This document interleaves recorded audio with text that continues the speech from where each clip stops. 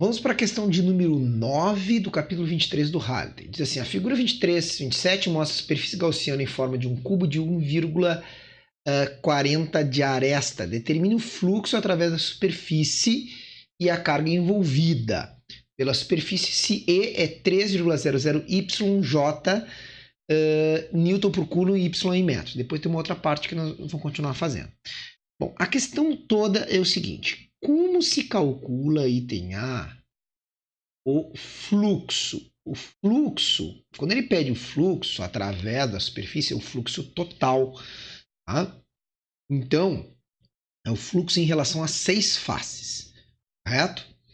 Bom, a questão toda aqui é que o fluxo, então, ele é uma integral fechada nas 6 faces do E, campo elétrico, escalar dA.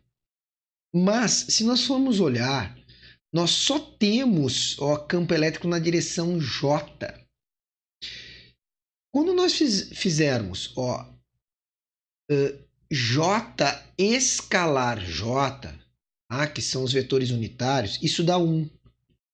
Qualquer diferente, se eu fizer I escalar J, J escalar I, e J escalar K, K escalar J, qualquer diferente vai dar 0. Só se as componentes forem iguais.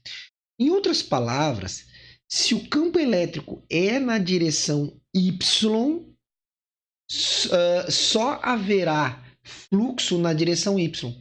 Então, quando eu pegar aqui, por exemplo, eu pego aqui o D, esse aqui na direção Z, tá? Se eu pegar o DA K e lá embaixo o DA menos K, ou aqui nessa face aqui da frente o DAX, o DAI, e lá de trás, que é ruim até para desenhar, o menos DAI.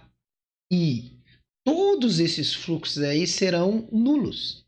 Então eu vou ter das 6 faces, 4 faces não há fluxo. Só fluxo na direção Y. Outra coisa, então, beleza? Então, o fluxo total, item A, vai ficar o fluxo só na direção Y. Tá? Então, vai virar a integral de 2 tampas do cubo apenas.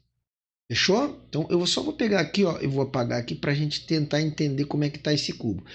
Porque a primeira vez que eu olhei, eu não achei muito legal.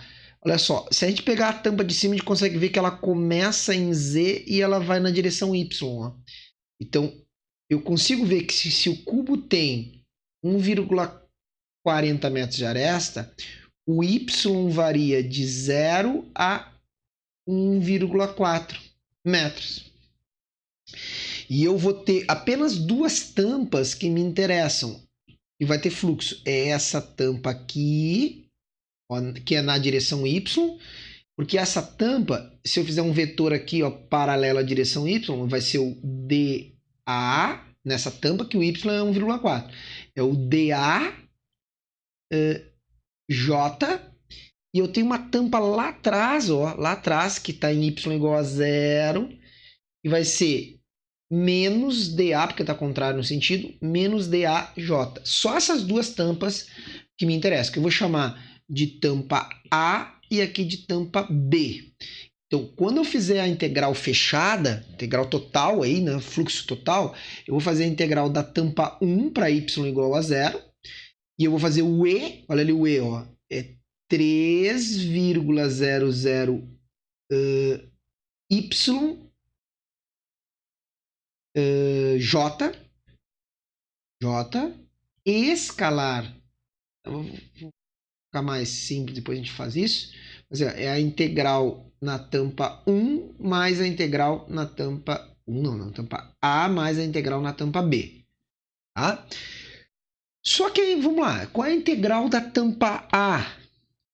O fluxo só na região A, nessa daqui, na primeira tampa, é a integral, tá, do E. Quanto é que é o E? É 3,00 YJ escalar menos DAJ. O problema é que o Y sendo igual a 0 vai zerar o fluxo. Aqui não há campo elétrico.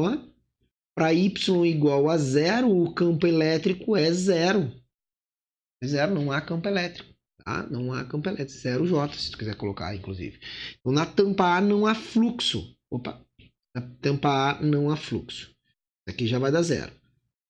Vamos calcular a integral ao fluxo na face B. O fluxo na face B vai ser a integral de 3,00y, e o y é 1,4 metros, porque é a aresta, J, dA, dAJ. Aí eu vou pegar a calculadora, 1,4, é fácil de fazer, inclusive, né? Então, 3 vezes 1,4 vai dar 4,2. Então, esse vai dar 4,2 integral de dA, porque J escalar J dá 1. Então, vai dar integral de dA. Só que a integral de dA é a área dessa face. E a área dessa face é 1,4 vezes 1,4. Então, vezes 1,4, ali, 8,23. Então, essa integral aqui é 1,4 vezes 1,4 metros. Então, o fluxo na face B dará 8,232 Newton por Coulomb metro quadrado. Está aí, então, o fluxo. Está aí o fluxo aí nessa face. Tá? Beleza. Sabendo o fluxo total, eu vou saber a carga envolvida. B é muito fácil. 9B é muito fácil. Tá? Porque a carga envolvida é sempre o quê? ε0 vezes o fluxo total. E eu acabei de calcular o fluxo total. ε0 é 8,85 vezes 10 na menos 12, Coulomb quadrado por Newton metro quadrado, vezes o fluxo total, que está ali, 8,23,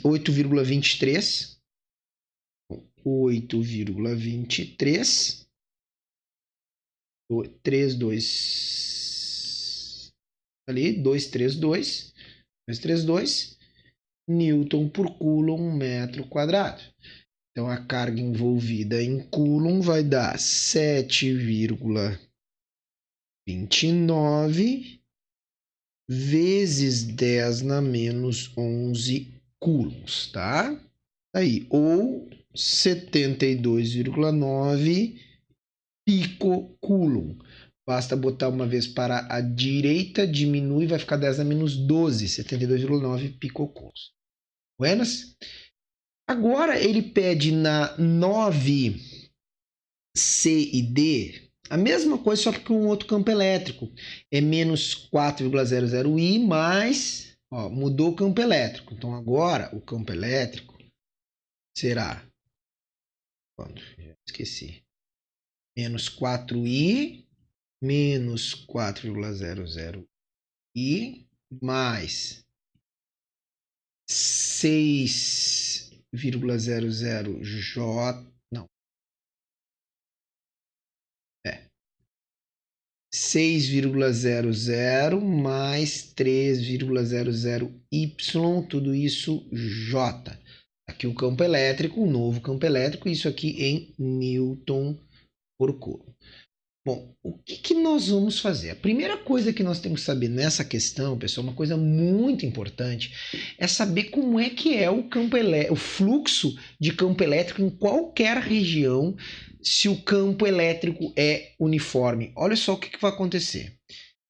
Se eu tiver qualquer região fechada, tá? Não interessa o formato dessa região, vou até fazer um formato qualquer aqui, uma região, isso aqui tridimensional fechada. Se eu tiver um campo uniforme em qualquer direção, inclusive eu vou botar aqui, ó, numa direção qualquer, desde que o campo seja uniforme, linhas paralelas e igualmente espaçadas. Campos uniformes até podem gerar fluxo aqui, ó, na entrada, na saída, até podem gerar. Mas qualquer campo uniforme, presta atenção, não interessa IJK. Eu posso fazer um campo que tem componente, por exemplo, quer ver? Ele vai ser 2i mais 5j mais 8k.